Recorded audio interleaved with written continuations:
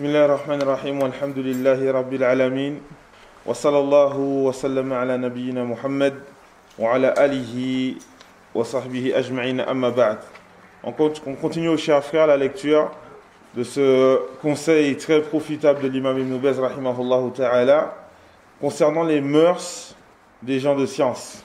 Et donc, on a vu hier l'importance de la khashya, l'importance de craindre Allah tabaraka wa ta'ala, et que le fait de craindre Allah tabaraka wa ta'ala implique que l'individu va respecter les limites d'Allah et suivre le manhaj, suivre la voie du messager d'Allah sallallahu alayhi wa sallam.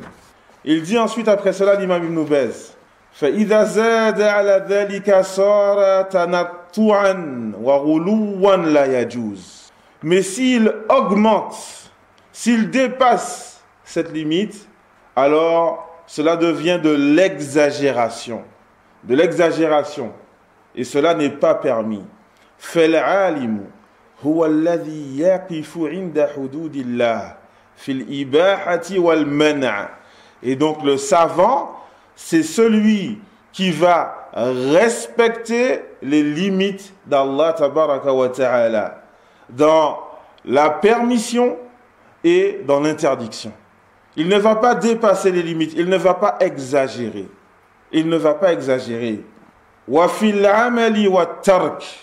Donc il ne va pas non plus dépasser les limites dans le fait d'œuvrer ou de délaisser. Il ne va pas non plus walakinnahu ma'a dhalika yakunu shadid al-hadar an yakula ala Allah bighayri ilm. Cependant le savant, il va beaucoup se méfier quant au fait de parler d'Allah sans science. Ou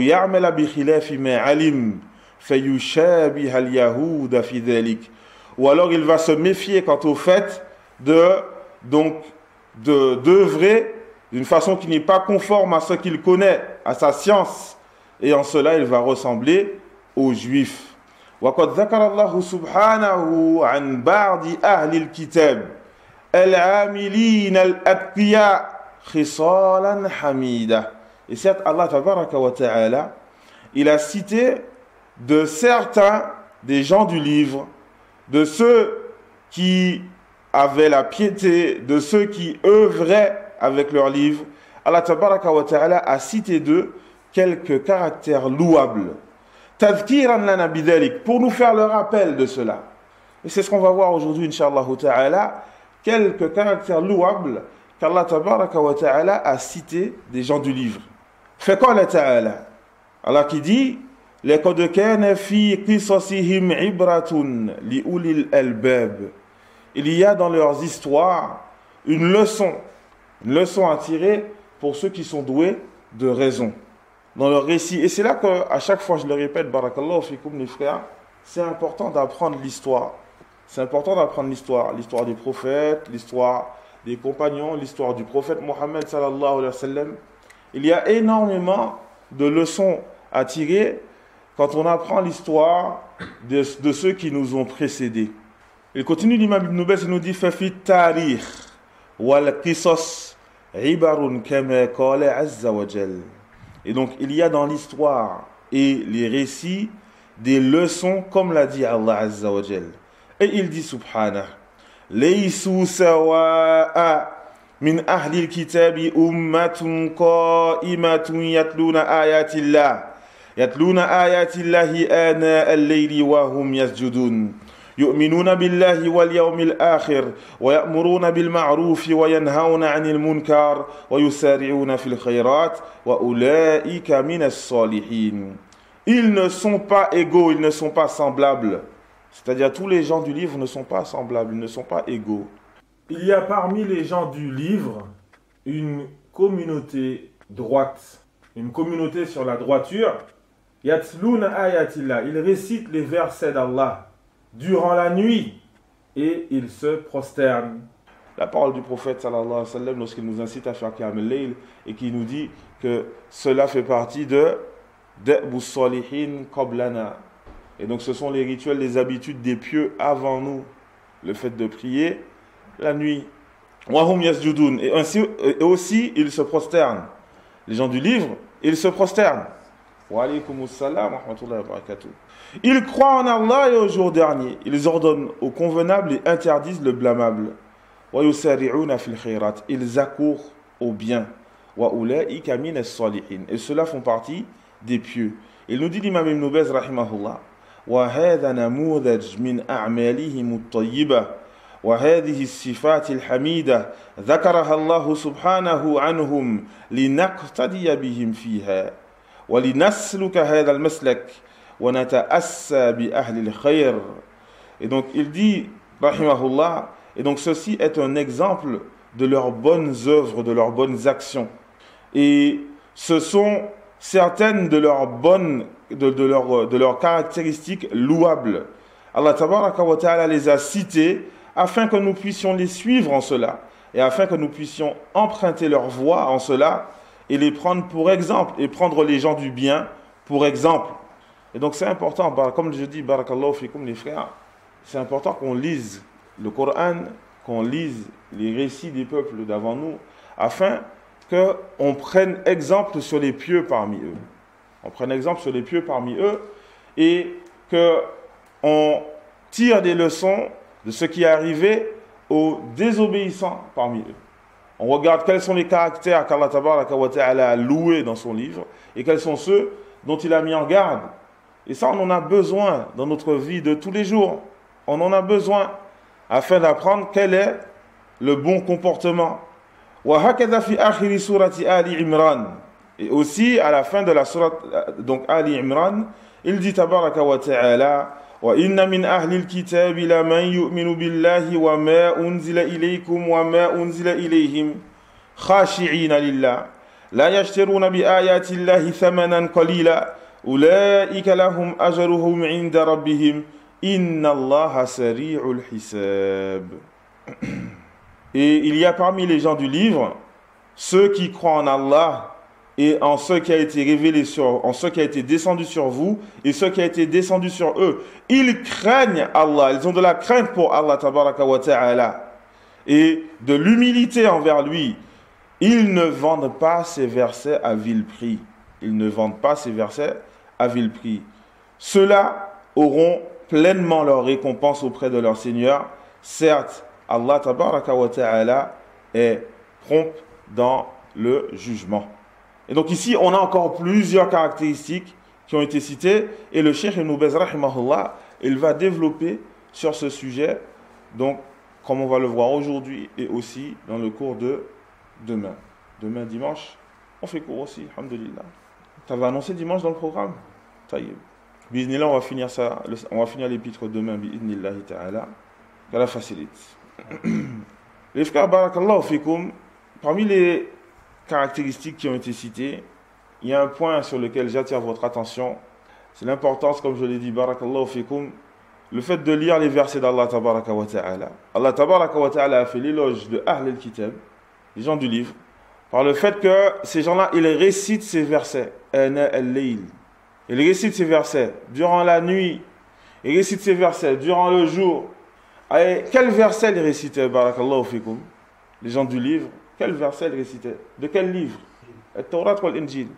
Taïb, barakallahu fikum les frères. N'est-ce pas que nous sommes plus en droit, nous, de réciter le Coran, qui est meilleur que Al-Tawrat ou l'Injil? Le Coran le Coran qui abroge tous les livres qui l'ont précédé. Et donc c'est important, barakallahu fikum, qu'on accorde de l'importance à ce livre. Le livre qu'Allah tabaraka wa ta'ala a fait descendre. Et qu'on le lise aussi durant la nuit. Et donc c'est important, barakallahu fikum les frères, qu'on corrige ce problème qu'on a dans la communauté musulmane. Le fait qu'on ne lise pas suffisamment le livre d'Allah tabaraka wa ta'ala. Allah tabaraka wa ta'ala a cité parmi les caractéristiques des gens du livre, parmi leurs caractères louables, le fait que ces gens-là, ils se prosternent pour Allah tabaraka wa ta'ala. Le fait de prier. Le fait de beaucoup prier. On a, nous, une mauvaise habitude. Comme je le dis, comme donc le dit Cheikh Ibn Uthaymin, rahimahullah ta'ala, c'est que certaines personnes vont apprendre les sunan, c'est-à-dire ça c'est sunna. Ils ne vont pas comprendre le mot sunna de la bonne façon. Et c'est pour ça que le Cheikh Al-Albani, rahimahullah, dans un de ses débats, il aborde ce sujet. Il dit, si je pouvais faire en sorte que les gens, ils n'utilisent plus le mot sunna pour dire ce qui n'est pas obligatoire, je l'aurais changé. Parce que les gens, ils se trompent comme ça. Le mot sunna, on l'utilise pour dire ça, c'est pas obligatoire. Par exemple, c'est pour ça que une fois, il y a un frère qui m'a dit aujourd'hui, tu es habillé en sunna. Et donc, ici, ce qu'il voulait dire, c'est un vêtement qui est sunna. C'est pas obligatoire, c'est sunna. Et ainsi de suite. Il y a plein d'éléments qui vont entrer dans ce sujet. Mais est-ce que c'est ce qui est voulu? Cheikh Al-Albani, rahimahullah, il nous dit, est-ce que c'est ce qui est voulu par le mot sunna dans la sunna? Dans les paroles du prophète, dans les paroles des compagnons? Il dit non, c'est pas ce qui est voulu. Lorsque tu regardes les paroles du prophète et des compagnons, la sunna, c'est la voie obligatoire à suivre. La sunna, c'est la voie obligatoire à suivre. Fa'alaykum bi sunnati. Alors accrochez-vous fermement à ma sunna. Wa sunnati al-khulafa'ir rashidin, ainsi que celle des califes bien guidés. Ici, on ne peut pas dire recommandé ou pas obligatoire, etc. Non, c'est la voie obligatoire, la sunna. Et donc, Cheikh Ibn al-Uthaymin, rahimahullah, il dit le problème, c'est qu'aujourd'hui, il y a des personnes qui posent des questions pour savoir est-ce que ça c'est wajib et est-ce que ça c'est sunna. Et lorsque tu leur dis c'est sunna, eh bien dans leur tête automatique, ça veut dire je ne le fais pas. Je ne le fais pas. Et on a aujourd'hui beaucoup de personnes qui malheureusement s'affilient à la sunna. On revient encore une fois au mot sunna. Beaucoup de personnes qui s'affilient à la sunna. Et subhanallah, quand tu regardes dans les ibadat, on n'a que les obligations. On n'a que les obligations. Tu vois les awam, ils sont là, ils font toutes les nawafil. Toutes les nawafil. Les salafis déjà, subhanallah, dans beaucoup de mosquées, subhanallah, ça fait de la peine. Les derniers à arriver à la mosquée. Les derniers à arriver à la mosquée. Dernier rang. C'est vraiment, je suis à la limite pour avoir mon obligation. Alhamdulillah. Ensuite, les nawafil, ouais, le mieux c'est de les faire à la maison. Hein? Le mieux c'est de les faire à la maison. Et ensuite, quand tu vas à la maison, il n'y a pas.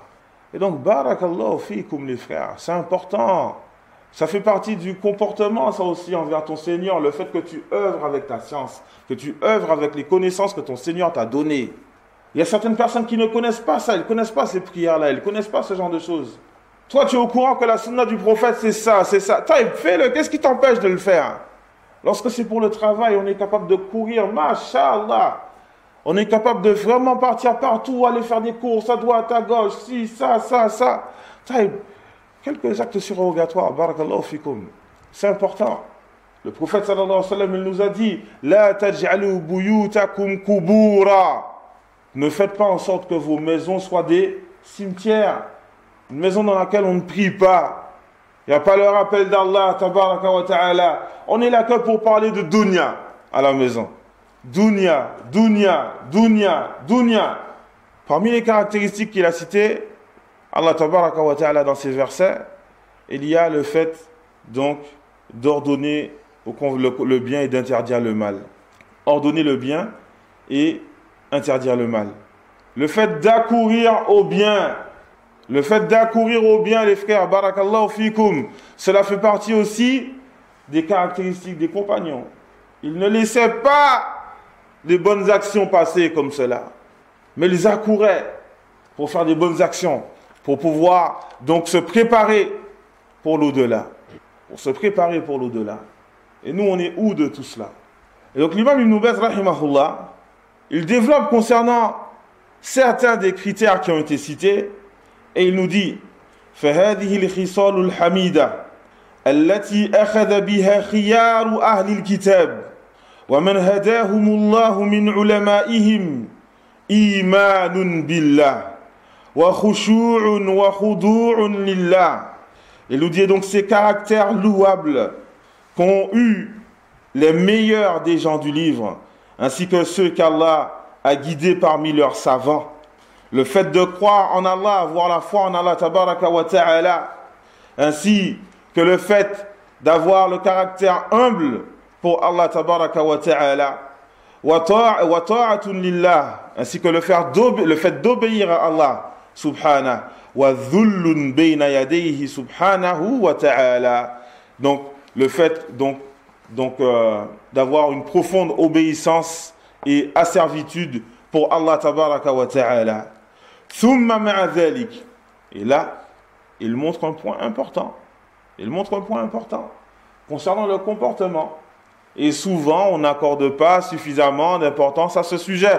Et l'imam Ibn Baz, rahimahullah, il nous donne un conseil concernant le comportement et regardez sur quoi il se concentre. ثم مع ذلك لا يشترون بآيات الله ثمنا قليلا ولا يجحدون الحق ولا يكتمونه كما فعل علماؤهم الضالون. Et ensuite, malgré cela, ils ne vont pas vendre les versets d'Allah à vil prix. Ils ne vont pas rejeter la vérité. Ils ne vont pas la cacher comme l'ont fait leurs savants égarés.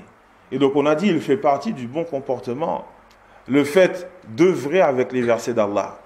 Donc on a dit, ceux parmi les gens du livre qui ont vendu les versets d'Allah à vil prix, c'est-à-dire qu'ils ont préféré le bien d'ici-bas, leur position, leur confort, plutôt que de dire aux gens la vérité. Et les gens qui ont un bon comportement envers Allah tabaraka wa ta'ala, ils ne font pas cela. Ils disent aux gens la vérité, que cela plaise ou non. Tu peux m'accuser de ce que tu veux après, soit fou ou autre. Moi, je dois te dire la vérité. Ils n'ont pas peur de dire aux gens la vérité. Ils ne vont pas cacher la vérité, comme certains le font, par faiblesse. Comme une fois un imam qui m'a dit, Subhanallah, c'est vraiment une épreuve. Hein. C'est vraiment une épreuve.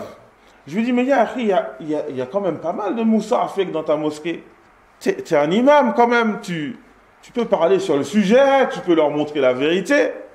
Il m'a dit, non, tu sais, il y a certains qui connaissent les dirigeants. Si je parle de ce sujet, ils vont me mettre dehors. Ils vont me mettre dehors. Subhanallah. Quand on arrive à ce point-là, c'est parce qu'on n'a vraiment pas compris le bon comportement envers Allah tabaraka wa ta'ala.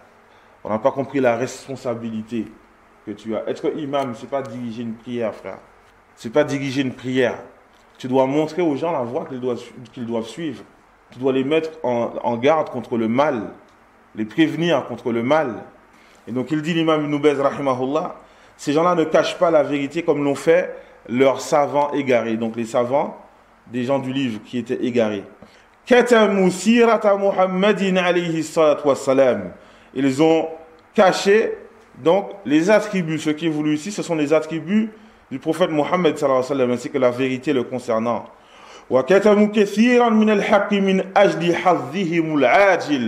Et ils ont caché beaucoup de vérités, et tout cela à cause de leur part éphémère et mondaine. Et tout cela pour donc bénéficier de ce qu'ils voulaient parmi les délices de ce bas monde. Amma ahlul ilmi wal iman min al awwalina wal akhirin ahlul khawfi min Allah فإنهم ينطقون بالحق ويصرحون به ولا يشترون بآيات الله ثمنا قليلا بل إن من أعمالهم العظيمة بيان الحق والدلالة عليه والدعوة إليه والتحذير من الباطل والترهيب منه يرجون ثواب الله ويخشون عقابه سبحانه وتعالى. Et il dit l'imam Ibn Baz rahimahullah, par contre, les gens de science, les gens qui ont la foi, parmi les premiers et les derniers, donc des premiers aux derniers, ceux qui ont la peur d'Allah tabaraka wa ta'ala, alors ces gens-là, ils disent la vérité.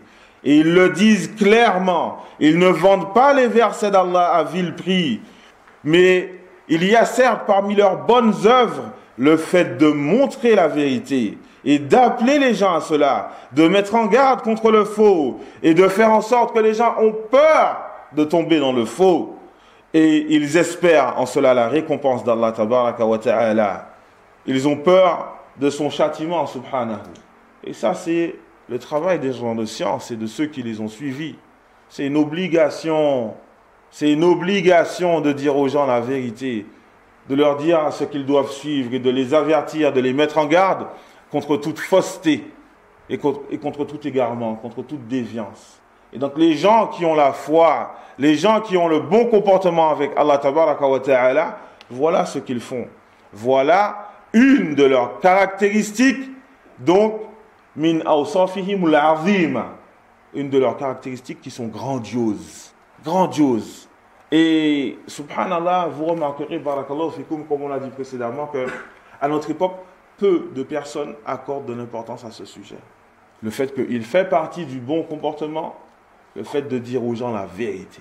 Les gens ont mal compris le bon comportement. Pourquoi? Parce qu'ils ont pris le bon comportement chez les koufars. Voilà, tout simplement. Il faut dire les choses clairement. Ils ont pris le bon comportement chez les koufars. Ils ont vu qu'un tel, il nous dit le bon comportement, c'est si rester debout, droit, ne pas bouger, comme à l'école, tu ne mets pas ta main sur la table, tu ne mets pas le coude sur la table, etc., etc., etc. Le bon comportement, ça s'arrête là. Non, non, non, pas du tout. Le bon comportement, tu le prends d'abord dans le Coran et la Sunna. Et ensuite, après cela, on regarde s'il y a dans la culture de ton pays, donc, des éléments qui sont louables et qui ne sont pas contraires au Coran et à la Sunna. Oui, ça aussi, ça rentre dans le comportement. La culture qu'il y a dans ton pays, comme par exemple, dans certains pays, on va te dire que tu ne peux pas donc étendre tes pieds en direction d'une personne, etc., etc. Ils vont te dire c'est mal poli. Ne va pas dire ah, il n'y a pas de preuve dans le Coran et la Sunna. Non. Les gens dans ce pays, ils voient que chez eux, ça ne se fait pas. Est-ce qu'il y a un élément qui contredit cela dans le Coran et la Sunna? Évite de le faire. Évite de le faire. Et donc oui, on prend cela en compte dans le bon comportement. Mais la priorité, le bon comportement, tu le prends dans le Coran. Le bon comportement, c'est-à-dire ce qui est voulu par là, ce sont les caractéristiques qu'Allah a louées dans son livre. Et dans son livre, Allah Tabaraka wa Ta'ala a fait les éloges de ceux qui disent aux gens la vérité, de ceux qui restent fermes. Certains vont te dire, oui, un tel, ouais, c'est vrai, le manhaj, il a compris, mais il est un peu dur. Il est un peu dur. Ils disent, Taïb, vous voulez en fait qu'il soit doux tout le temps? Vous voulez qu'il soit doux tout le temps en fait? Non, parfois il va parler avec dureté. Le prophète sallallahu alayhi wa sallam, dans certains sujets, il a parlé à ses compagnons avec dureté. Innaka mru'un fika jahiliya. Tu es un homme, il y a en toi de la jahiliya. Et donc parfois, certains agissements nécessitent de la dureté. C'est pour le bien. De la même façon que ton enfant, dans l'éducation que tu vas donner à ton enfant, tu ne vas pas lui dire tout le temps ah, mon fils, ne prends pas mon téléphone. Il le reprend encore. Ne prends pas mon téléphone. Il le reprend encore. Ne prends pas mon... Mais je t'ai dit, il ne faut pas prendre le téléphone, c'est pas bien. Regarde, si, ça. Tu lui as dit 150 fois, ne prends pas le téléphone. Tu vas continuer encore à dire, ne prends pas le téléphone. Ou tu vas monter le ton un petit peu. Tu vas monter le ton. Pour qu'il comprenne, c'est pour son bien. Nous, les adultes, on n'a pas besoin de ça. Nous, les adultes, nous aussi, parfois, on a besoin d'un peu de dureté. Pour qu'on comprenne, c'est pour notre bien. Parfois, ça fait du bien. Ton frère, il vient te voir avec un peu de dureté pour te montrer que tu as fait n'importe quoi. Dis-lui, Jazakallahu khairan. Jazakallahu khairan. Et certes, les savants, ils ont cité dans les leçons, dans les bénéfices du hajar, le boycott. Parfois, le boycott peut avoir un bon impact sur l'individu. Le fait qu'il se remette en cause. Et est-ce qu'on va dire que le boycott, c'est du mauvais comportement? Alors que les compagnons, le prophète, sallallahu alayhi wa sallam, ils l'ont fait. Et tout cela, barakallahu fikoum, pour qu'on apprenne que le bon comportement, c'est pas chez les koufars qu'on doit le prendre. Il faut retirer ça de nos têtes. Ce que tu as appris quand tu étais à l'école, quand tu étais petit, retire-le, mets-le de côté. Mets-le de côté. Le bon comportement, tu le prends dans le Coran et la Sunna. C'est là que tu dois prendre le bon comportement. On arrête là pour aujourd'hui. Bi'idhnillahi ta'ala, wa faqallahu al-jami'a lima yuhibbu wa yarda. Wa sallallahu wa sallam ala nabiyyina Muhammad wa ala alihi wa sahbihi ajma'in. Jazakumullahu khairan.